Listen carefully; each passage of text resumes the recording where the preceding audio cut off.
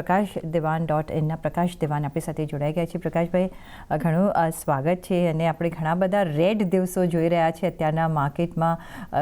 જે રોકાણકાર છે એ લોકોના, હું એક વ્યુઅર બેઝ આ શો કરતી હોઉં છું, અને આ બજાર હેલ્પલાઇન એક વ્યુઅર બેઝ શો છે, અને એમાં એટલા બધા સવાલ અમને આવી રહ્યા છે ને આઈ કેન સી કે ઘણું બધું પેઇન છે, મૂંઝવણ છે કે કઈ રીતના કામ કરવું કે નહીં કરવું, શું કરવું. સો અમને થયું કે આ એક ઓપોર્ચ્યુનિટી લઈને તમારી સાથે વાત કરીએ, અને આઈ થિંક એક આપણે દર્શકોને થોડા ગાઈડ કરી શકીએ. તમને શું લાગે છે, કયા લેવલ પર લાગે છે કે આ એક ફ્રી ફોલ અટકશે? શું કોઈ તમને રે ઓફ હોપ દેખાઈ રહ્યો છે? અને અત્યારના આપણે કોઈ વન પર્ટિક્યુલર વસ્તુને બ્લેમ નથી કરી શકતા ફ્રી ફોલને લીધે, બિકોઝ ગ્લોબલ માર્કેટ્સ જોઈએ તો દે આર ડુઈંગ ઓકે, આપણા જ માર્કેટ્સ રિવર્સ જઈ રહ્યા છે. તો વાય ઇન્ડિયન માર્કેટ્સ, શું કામ આ થઈ રહ્યું છે? ફર્સ્ટ તો એ સમજવું ઘણું જરૂરી છે.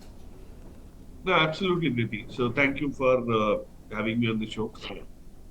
આમાં એક સિમ્પલ પ્રેમાઇસ આપણે સમજવી પડશે. જે ફાઉન્ડેશનલ માર્કેટનું પેલું છે સ્ટ્રક્ચર, એમાં બે ફેક્ટર્સ પર જ માર્કેટ નિર્ભર વધારે કરતું હોય છે. એક છે sentiment, and the second is earnings and valuation. Earnings and valuation are again two sides of the same coin. Earnings સારા હશે તો valuation થોડું ઘટાડેલું લાગશે. વેલ્યુએશન બહુ હાઈ, અર્નિંગ ઓછું હોય તો then it becomes a different thing. So sentiment અને અર્નિંગ્સના જે આ બે પિલર્સ છે, એમાંથી તમે એક વસ્તુ જુઓ કે સેન્ટિમેન્ટ હજી બી નેગેટિવ છે કે વીક છે કે ડાઉન છે, બટ ફંડામેન્ટલી અર્નિંગ્સ અને જે વેલ્યુએશન છે એ બહુ મોટા પાયે સુધરતા તમને દેખાઈ જાય છે. જીડીપી પ્રિન્ટ જુઓ, બજેટ મેં કીધું તો સારું છે, આરબીઆઈ પોલિસી બહુ એકોમોડેટિવ છે. આપણા જે Q4 ના નંબર્સ આવવાનું શરૂઆત થશે એપ્રિલમાં, there you will realize કે things are not as bad. Q3 બી બહુ ખરાબ હતો નહીં, Q2 ખરાબ હતું, પણ Q3 માં જે અપેક્ષા હતી એટલું ખરાબ નથી આવ્યું. It's mix bag. સો અને આપણી જે રીતની પીએમઆઈ ડેટા અને આ તે બધા જે નંબર્સ નીકળીને આવી રહ્યા છે, મને એવું લાગી રહ્યું છે કે ફંડામેન્ટલ્સ ઇમ્પ્રુવ થઈ રહ્યા છે, અર્નિંગ્સ ઇમ્પ્રુવ થશે, વેલ્યુએશન રિઝનેબલ થશે, બટ સેન્ટિમેન્ટ કદાચ જીઓપોલિટિકલ ફેક્ટર્સના કારણે, વોલેટિલિટીના કારણે લીધે થોડોક અનસર્ટન રહેશે. But that is the real opportunity કે ફંડામેન્ટલ સુધરી ગયા છે, સેન્ટિમેન્ટ ખરાબ છે, એટલે તમને સસ્તામાં વસ્તુ મળે છે. તો આઈ ડોન્ટ થિંક ગભરાવાની જરૂર છે. અને ક્યાં સુધી જઈ શકે છે નોબડી નોઝ, બટ વેલ્યુએશન જે રીતે અટ્રેક્ટિવ થતા જાય છે, એટ સમ પોઈન્ટ મને એવું લાગી રહ્યું છે કે નવા પૈસા માર્કેટમાં એટ્રેક્ટ થશે તો સારું એવું એલોકેશન લોકોનું આમાં આવવાનું શરૂ થઈ જશે. It could be in April, it could B May, I don't know, but valuation reasonable જેમ જેમ થાય છે એમ વધારે વસ્તુ અટ્રેક્ટિવ થાય છે. જે લોકો પાસે પૈસા છે એ લોકો માટે બહુ સારી તક છે. જેની પાસે નથી અને ફુલ્લી ઇન્વેસ્ટેડ છે, પોર્ટફોલિયો 30-40% ડાઉન છે, દે જસ્ટ હેવ ટુ વેટ. એમાં કોઈ પેનિક કરવાની જરૂર નથી. આવા ફેઝિસ આવે છે માર્કેટમાં, શોર્ટ ટર્મમાં અને લોંગ ટર્મમાં things change. If your stock selection is good, મને કોઈ લાગતું નથી એવો કોઈ વાંધો આવશે. સો બહુ ગભરાવાની જરૂર નથી અને કશું કરવાની જરૂર નથી.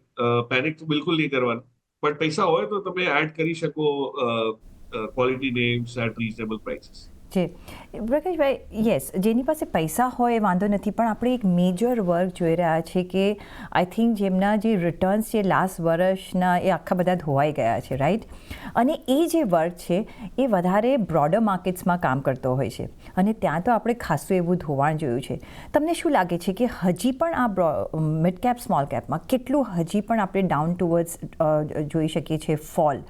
અને જો એડ કરવા હોય, જો તમારે કામકાજ કરવું હોય, તો તમે કયા સેગમેન્ટમાં, કયા રેશિયોમાં, કઈ રીતના એન્ટર કરશો અત્યારના?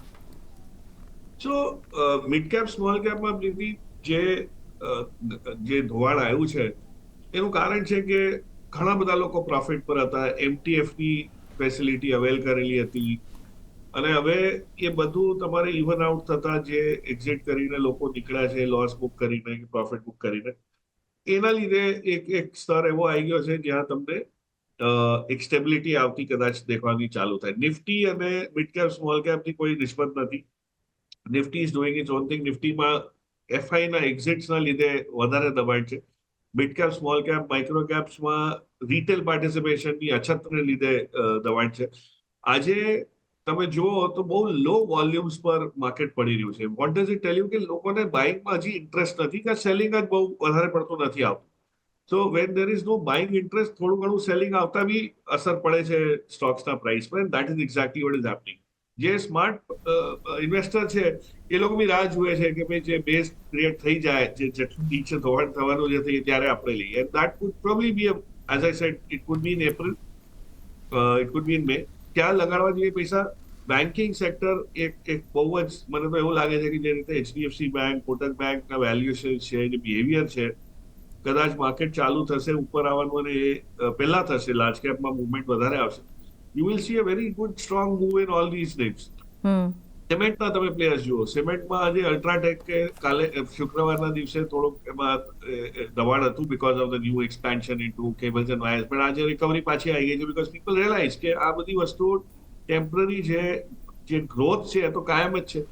And everything that is getting into reserve. L&T તમે જુઓ, હવે એલએનટી ને ઇન્ફ્રાસ્ટ્રક્ચર સ્પેન્ડ જે સરકારે કર્યું છે એની અસર તમને હવે દેખાશે. ઇન્ડિગો જુઓ તમે, there is no let up in business operation. હવે 5200 થી તમને 4400, I don't know, 43, 4400, wherever it is, it is not કે બધું વેચાઈ ગયું છે અને આખું એકદમ ધોવાઈ ગયું છે. It is still doing so well. અને આ બધી વસ્તુમાં ગ્રોથ પર ફોકસ તમે કરશો તો તમને પ્રાઇસ અને ગ્રોથમાં મિસમેચ દેખાશે. તો જ્યાં તમને લાગે છે કે ગ્રોથ 20-25% કાયમ છે અને ભાવમાં ઘટાડો સારો એવો છે, you need to look at buying that. So bottom up થોડુંક રહેવું પડશે બિઝનેસીસ.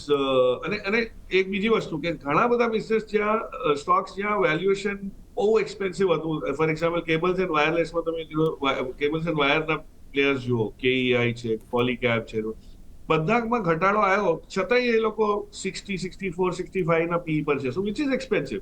તો એવું નથી કે જે વસ્તુ ઘટી છે એ સારી છે અને જે વધી રહી છે એ ખરાબ છે, એવું કશું નથી. It is all about earnings in specific businesses. મને એવું લાગે છે કે અર્નિંગ્સ ગ્રોથના હિસાબે તમે જોશો તો આ 2-3 સેક્ટર, બેન્કિંગ, સિમેન્ટ, ઇન્ફ્રાસ્ટ્રક્ચર, એની અંદર તમને બહુ ઓપોર્ચ્યુનિટીઝ દેખાશે. But yes, you have to wet.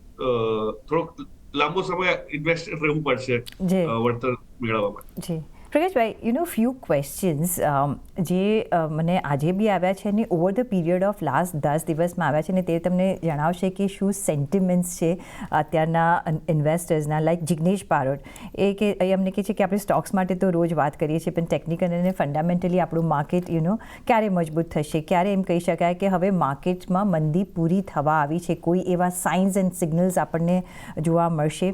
અને શું ચીનના લીધે આગળ હજુ પણ મંદી રહેશે ને એફઆઈઆઈઝ આગળ જતાં પાછા ફરી શકે છે કે નહીં? કારણ કે જે રીતે આપણે કન્ટિન્યુઅસ એક વિડ્રોલ જોયું છે. રાજેશ ગમિત પૂછી રહ્યા છે કે માર્કેટમાં અત્યારના પ્રોફિટ બુકિંગ ચાલે છે કે પછી લોકો લોસ બુક કરી રહ્યા છે, કરવું શું જોઈએ? ત્રીજો જે ક્વેશ્ચન છે હનીશ પટેલનો, એ કહી રહ્યા છે જ્યારે માર્કેટ સતત ડાઉન જઈ રહ્યું છે, આગળ શું પરિસ્થિતિ રહેશે? આવી પરિસ્થિતિમાં રોકાણ કરવું જોઈએ, નહીં કરવું જોઈએ, રણનીતિ શું રાખવી જોઈએ? ધીઝ કાઇન્ડ ઓફ ક્વેશ્ચન્સ આ રોજ અમને આવતા હોય છે. યુઝ્યુઅલી આ શોમાં એવા ક્વેશ્ચન આવે કે આ પર્ટિક્યુલર સ્ટોક શું રોકાણ કરવું જોઈએ, નહીં કરવું જોઈએ, ટાર્ગેટ્સ આપો. અત્યારના આપણી બધી સ્ટ્રેટેજી એવું કહેવા જઈએ તો બધી રોંગ પડી રહી છે. સ્ટ્રેટેજી જે આપે છે એ પણ એનાથી પણ આપણે ફોલ જોઈ રહ્યા છે. કઈ રીતના તમે આ બધા જ વ્યુઅર્સને જવાબ આપશો? Very relevant. આવી ચિંતાઓ, આવી એન્ઝાઇટી, આવા સવાલ ઉઠશે એ તો સ્વાભાવિક છે. બીકોઝ ઘણા બધા ઇન્વેસ્ટરે છેલ્લા 4-5 વર્ષમાં, હવે નવા છે, જૂના છે, ડઝન્ટ મેટર, પણ છેલ્લા 5 વર્ષમાં, 4 વર્ષમાં આવી મંદી, એટલે મંદી ઇન ધ સેન્સ આવો ડ્રોડાઉન જોયો નથી, શોર્ટફોલ, સ્લોડાઉન જોયો નથી market. Now my explanation is very simple. આપણે ઓક્ટોબર, નવેમ્બર સુધી રાહ જોતા હતા કે આપણે સારી વસ્તુઓ જોઈએ છે પણ વેલ્યુએશન બહુ ઊંચું છે, લેવાના છે શેર્સ, બટ કંપની ગમે છે, બધું ગમે છે, પણ વેલ્યુએશન નથી પરમિટ કરતું. Now the valuation are correcting. તો તમે આને ઊંધી તરફ વિચારીને જુઓ કે તમારા માટે જો રોકાણ કરવું હોય તો it is become more attractive. અને જે તમે રોકાણ કરી ચૂક્યા છો અને 100% ઇન્વેસ્ટેડ છો, એડિશનલ પૈસા નથી, this is the short term listing. આપણને આપણા જીવનમાં બહુ વાર તાવ આવશે, આ થશે, વાયરલથી ડાઉન થશો તમે, ડેન્ગુ થશે, ઘણું બધું થશે. અઠવાડિયું, 2 અઠવાડિયું તમે બેડ રિટર્ન બી રહી શકો, નબળા રહી શકો, બધું થાય, but then you bounce back. So I don't see there is any reason to panic. આ 20-25% જે નિફ્ટી લેવલ પર જે વસ્તુ 20% કદાચ ડાઉન થઈ, 20 બી નથી એકચ્યુઅલી થઈ, but I M just saying if that is the case, you don't become કે ભાઈ આ માર્કેટ બંધ જ થઈ ગયું, હવે કશું નથી. આ નેગેટિવિટી જે આવે છે ને એના લીધે તમને ઓપોર્ચ્યુનિટી મિસ થઈ જશે. સેકન્ડ ક્વેશ્ચન, પૈસા ચાઇનામાં જઈ રહ્યા છે, that is very true. One of the queries was કે ચાઇનામાં પૈસા ક્યાર સુધી જશે. મને એવું લાગે છે કે આવતા 3-6 મહિના હજી China will attract more capital. FIs માટે ફોરેન રૂપી જે ફોરેક્સનો જે રેટ છે રૂપી વર્સેસ ડોલર, એ ફેવરેબલ થવામાં બહુ અટ્રેક્ટિવનેસ હોય છે. જો રૂપી સ્ટેબિલાઇઝ થઈ જાય, સ્ટ્રોંગ થવાનું ચાલુ થાય, તો FIs will probably be more comfortable coming in. That is one. અને એ વસ્તુને કદાચ જુલાઈ, ઓગસ્ટ, સપ્ટેમ્બર જેવો ફેઝ બી આવી શકે. પૈસા ચાઇનામાં જઈ રહ્યા છે એટલે આપણે ત્યાં નથી આવતા, એટલે આપણને એવું લાગે છે કે એફઆઈ નારાજ છે ને કશું કરશે નહીં. એવું નથી. આપણે ત્યાં રિઝલ્ટ આવશે. એપ્રિલ, મે, જૂનના જો ક્વાર્ટરના રિઝલ્ટ સારા આવ્યા અને સરકારે જે રીતે કેપેક્સ ચાલુ કર્યું છે, કન્ઝમ્પશન જે રીતે છે, મહાકુંભનો હજી ડેટા આવ્યો નથી. આઈ એમ અગેન ટેલિંગ યુ, તમે એરપોર્ટ્સ, ઇન્ડિગો જેવી કંપની, એરલાઇન કંપની જુઓ, તમે બાટાના ચપ્પલ કેટલા વેચાય છે એ જુઓ, ખાવા પીવાનું કેટલું વેચાય છે. When all of that starts coming in, it will be too late. Market ત્યાં સુધી ઉપર પાછું જતું રહેશે. સો આપણે આપણા માર્કેટ પર કન્વિક્શન રાખવું જોઈએ, આપણા બિઝનેસીસ પર, આપણી ઇકોનોમી પર, and you should buy. But પૈસા નથી તો કશું કરવાનું કમ્પલ્શન નથી. ડોન્ટ ગેટ પેનિક કે ભાઈ નીચે આવી ગયું, હવે હું શું કરું. લોસ બુક કરવાની વાત છે તો I don't think loss booking is making any sense. Profit book કોઈ કરે છે, કોઈ લોસ બુક કરે છે. હા, બંને થતું હોય છે માર્કેટમાં, એક જ વસ્તુ નથી થતી હોતી.